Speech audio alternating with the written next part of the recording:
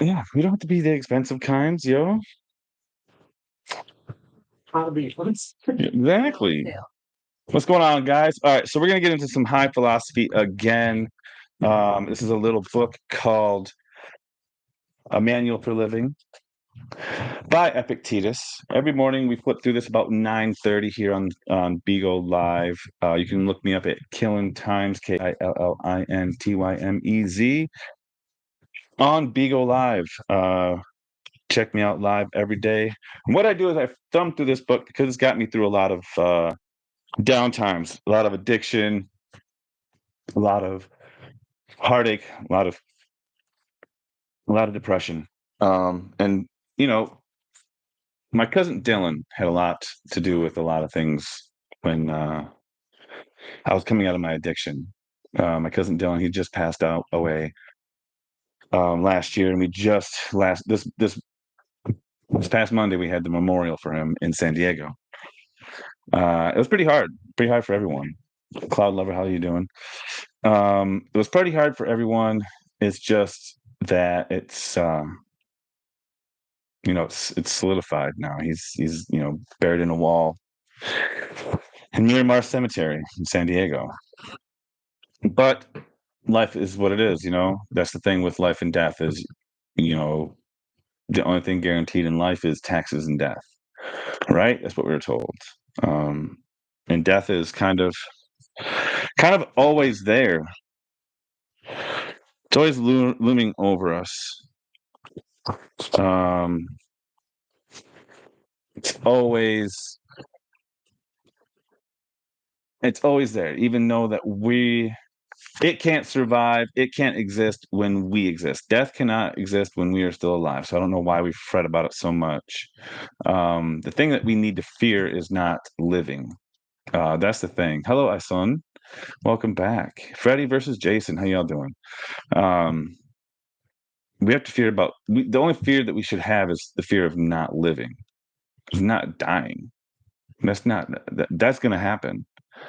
When I say not living is not being able to, not doing the things that you love to do because of either your view of social constraints or your outlook on how society should run or whatever, instead of going through and really making those changes in your life that reflect who you are internally. And that takes a lot to get into, and a lot of that has to do with confronting our fears, and a lot of it has to do with the end, the fear of death. In this book, here's a little on page 35. There's a little passage called "Spiritual progress is made through confronting calamity and death." Instead of averting our eyes from painful events of life, look at them squarely and contemplate them by facing the realities of death. Infirmity, loss, and disappointment.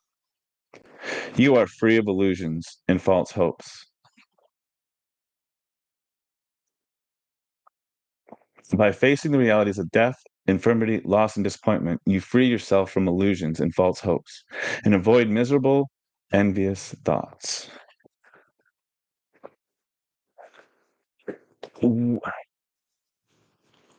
we take calamity and we take death and all these bad things that happen to us, because we're the only ones that put good or bad connotations on anything. And once we stop doing that as putting, oh, this is horrible, or this is bad, or this is good, or this is amazing.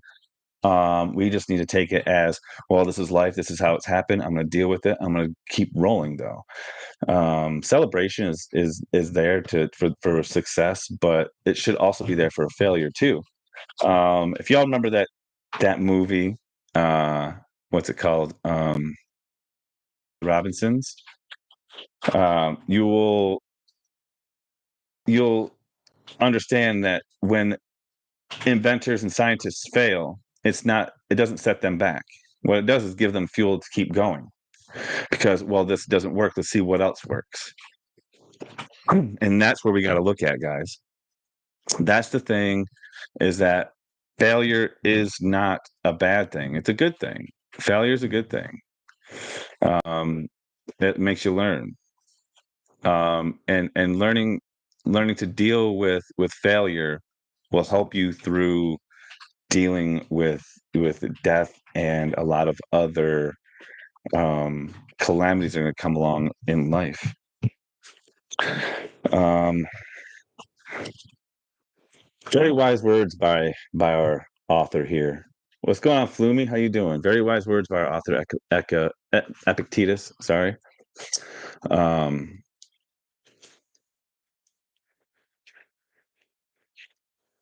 I've read all these before on another. Here's a good one too. Um, let's start with this one. Events don't hurt us, but our views of them can. What's going on, Cowboy Eddie? How you doing? Um, things themselves don't hurt or hinder us, nor do other people. How we view things is another matter. It's our attitudes and reactions that give us trouble. Therefore, even death is no big deal in of itself. It is our notion of death, our idea that it is terrible, that terrifies us. There are so many different ways to think about death. Scrutinize your notions about death and everything else. Are they really true? Are you doing any good? Don't dread death or pain. Dread the fear of death or pain. We cannot choose our external circumstances, but we can always choose how we respond to them. That is always true. And to do that, bitch. Sorry about that random ass noise. The Bluetooth speaker was powering off. But I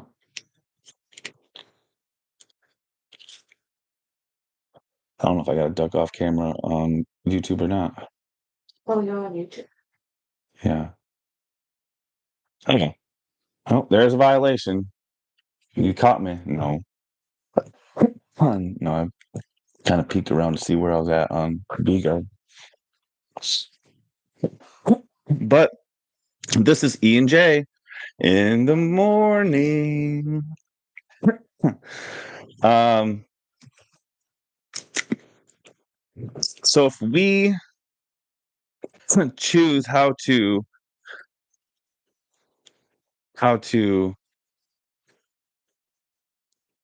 deal with outside circumstances better,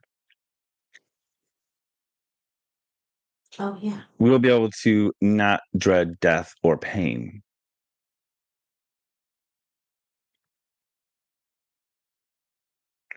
It shouldn't death looms over us all. Death is always there. Death is coming for everyone. For what? I didn't send you nothing. Oh. So, I don't know what you're talking about. Hello, Flumi. What's going on, kitty? Scat, scat, scat, scat. Oh, I'm sorry. Here's um my ADD kicking in. Um,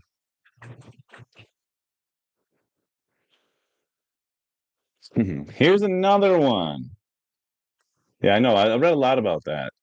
It's always like Marcus Aurelius and Epictetus, Zeno, all these famous ancient philosophers. Even I now Galileans. They were more. They were. What is that other one? Cynic. They're more cynical. got it. I got it. Cynicism. Yeah, they're more into cynicism. Okay, hold on. Okay. Why is it in another language? Okay. All right, guys. Well, I'm gonna end this, guys, for a minute. She's from. I think she was.